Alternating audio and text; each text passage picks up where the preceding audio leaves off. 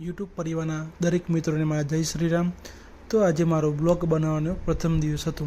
શરૂઆત તો મેં કાલથી જ કરી દીધી હતી. કાલે મેં એક નાનો શોર્ટ એવો વિડીયો મારી યુટ્યુબ ચેનલ પર અપડેટ કર્યો હતો. જો આપ મિત્રો તે ચેનલ પર જઈ મારા વિડીયોને જોઈ તેમાં કોઈ ભૂલ અથવા તો કોઈ ખામી હોય તો મને જણાવજો, જેથી હું મારા આવતા વિડીયોમાં તે ભૂલ ન કરું અને તેની કાળજી રાખીને આગળ વધું. તો મારા દિવસની શરૂઆત હંમેશા હું એક લોટો ગરમ પાણીથી કરું છું, કારણ કે તેનાથી પાચન અને શરીર સારું રહે છે. ત્યારબાદ હું મારા દૈનિક કાર્ય તરફ આગળ વધું છું. તો અમારી એક પારિવારિક કરિયાણાની દુકાન છે, તો ત્યાં સૌપ્રથમ સફાઈ કરી અને દુકાનનો જે વધારે પડતો સામાન જે રાત્રે અમે દુકાનમાં અંદર મૂક્યો છે તેને ધીમે ધીમે બહાર લાવી દુકાન સેટઅપ કરવાનું કાર્ય શરૂ કરી દઈએ છીએ. આજે મારા બોનો કે જે નાસ્તાનો ડબ્બો નહોતો લાવ્યો તો તેને તો 2 પડીકા આપી તેને સ્કૂલે જવા રવાના કરીએ છીએ. અમારી ગાડી વાનમાં કે જેનો ઉપયોગ અમે ગોડાઉન તરીકે જ કરીએ છીએ, તેમાં વધારે પડતા પડીકા અને ચોકલેટના ડબ્બાને સામાન ભરેલો હોય છે. તો દિવસ ઉગતાની સાથે તેમાંથી તે બહાર કાઢી તેને ફરીથી સેટઅપ કરવાનું ચાલુ કરી દઈએ છીએ. ત્યારબાદ હું મારા રોજિંદા જીવનમાં એક કાર્ય સૌપ્રથમ તો લીમડા પર 3 પાંદડા લીમડાના ચૂંટી તેને યોગ્ય રીતે સાફ કરી તેને ચાવવાથી ત્વચા, લોહી શુદ્ધિ અને શરીરને ચયાપચયમાં ખૂબ જ ઉપયોગી થાય છે. ત્યારબાદ હું સૂર્યનારાયણની જરણ પણ કરી અને ત્યારબાદ હું મંદિરે જવા માટે ચકલા માટે થોડું ચન કે જેમાં જુવાર હોય, ઘઉં હોય, બાજરી હોય ઇત્યાદિ જે પણ અનાજ હોય તે હું મંદિરમાં પક્ષીઓને ચન માટે લઈ જાઉં છું. અને સાથે થોડી ચોકલેટો, કારણ કે 2 કામ થાય તેનાથી બાળકોને ઉમંગ પણ આવે અને પ્રસાદ રૂપનું પણ તે કાર્ય થઈ જાય છે. ત્યારબાદ હું મંદિરમાં જવા રવાના થઈ જાઉં છું.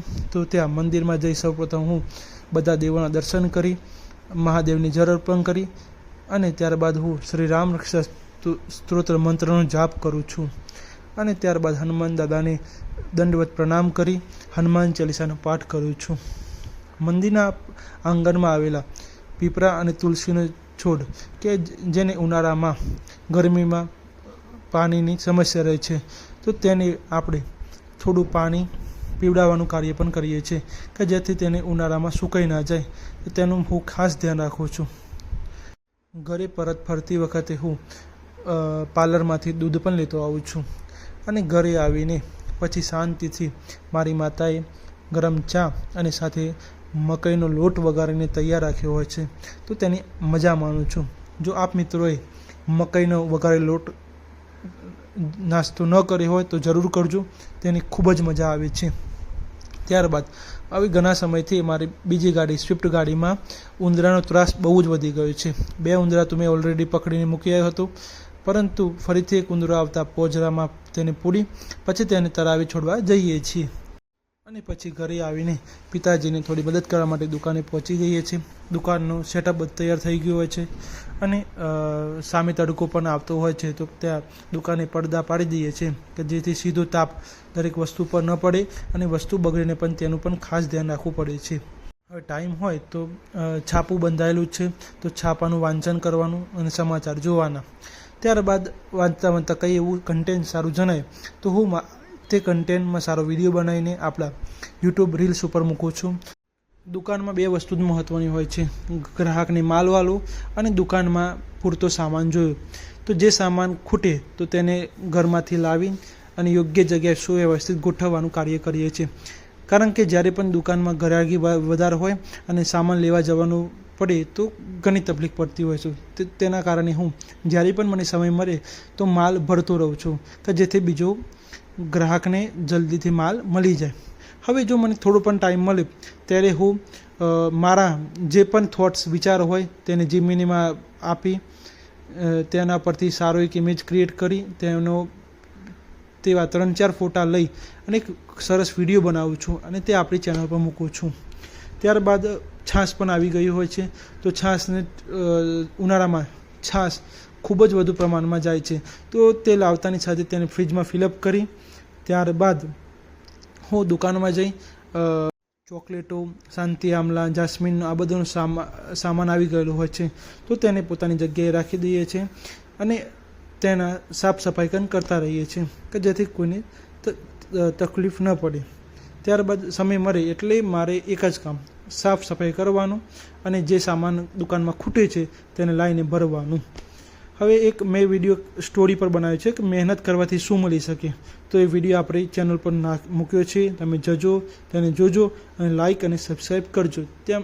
જેમ જેમ દિવસ વધે છે તેમ ગરમી પણ વધે છે. તો આપણા ફ્રીજમાં કાયલી સોડા લાવ્યો હતો, તો લીંબુ અને થોડું સંચર આ નાખી તાજગી મળે તે માટે હું એક સરસ ડ્રિંક બનાવું છું અને લીંબુ સોડા પીવાની મજા પણ કંઈક અલગ જ હોય છે.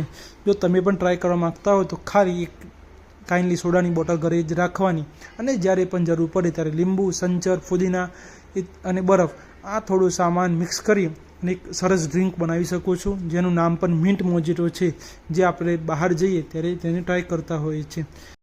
તેના પીવાથી તાજગી પણ મળે છે અને કાર્ય કરવામાં સ્ફૂર્તિ પણ મળે છે. તો તમે જ્યારે પણ ફ્રી પડો અને ઘરે આ સોડા જરૂર બનાવજો, ટ્રાય કરીને મને કહેજો કોમેન્ટમાં કે કેવું લાગી. અને તડકો ખૂબ જ વધી ગયો હોય છે, ગામમાં જ્યાંને કોઈ હોય જ નહીં તેવું વાતાવરણ હોય છે, તો હું શાંતિ દુકાને બેસી જ્યારે પણ સમય મળે તો કામ અને છાપું પણ વાંચતો હોઉં છું અને સમાચાર પણ થોડા જાણવા મળે કે દેશ અને દુનિયામાં શું ચાલી રહ્યું છે. અને હું દરેક વસ્તુ ઉપર કે જેના ઉપર MRP લખવી ફરજિયાત હોય તો તેના પર લખી દઉં છું, કારણ કે આ બિઝનેસ હું મારા પિતા માતા પણ ક્યારેક ક્યારેક ચલાવતા હોય છે, તો તેને વસ્તુ વેપાર કરવામાં કોઈ પણ જાતની તકલીફ ન પડે તે માટે દરેક વસ્તુ પર જેને જરૂર હોય તેના ઉપર અમે MRP લખી દઈએ છીએ કે જેથી ગ્રાહકના ખોટા પૈસા અમારાથી ના લઈ જાય અને તેનું પણ ખાસ ધ્યાન રાખીએ છીએ. તો આજે મારા ઘરે મહેમાન તરીકે મારા ફઈ આવેલા હતા, તો તેમના માટે હું આઈસ્ક્રીમ લેવા માટે પાર્લરે જવા નીકળી ગયો હતો અને આવતા એક કાકા રસ્તા પર મળે છે, તો એ પણ એક ગુલ્ફીનો આનંદ માનતા હતા. ઘરે આવી પ્લેટમાં આઈસ્ક્રીમ કાઢી ત્યારબાદ બધાને સર્વ કરું છું અને ત્યારબાદ મારા ફઈને ઘરે જવાનો સમય થઈ જાય છે, તો હું સ્કૂટી લઈને તેમને મૂકવા વદરાડ મુકામે પહોંચી જાઉં છું. અને ત્યાં ગામમાં મારા ફઈના અને બહેનોના પણ ઘર આવેલા હોય છે, તો ત્યાં પણ જાઉં છું અને તેમની મુલાકાત લઉં છું, કારણ કે ઘણો સમય થઈ ગયો તેમની મુલાકાત માટે. અને આજનો દિવસ પણ અહીંયા સમાપ્ત થાય છે. સુરત દાદા વિદાય તરફ લઈ રહ્યા છે અને આજે મારો પહેલો બ્લોગ પણ અહીંયા સમાપ્ત થાય છે.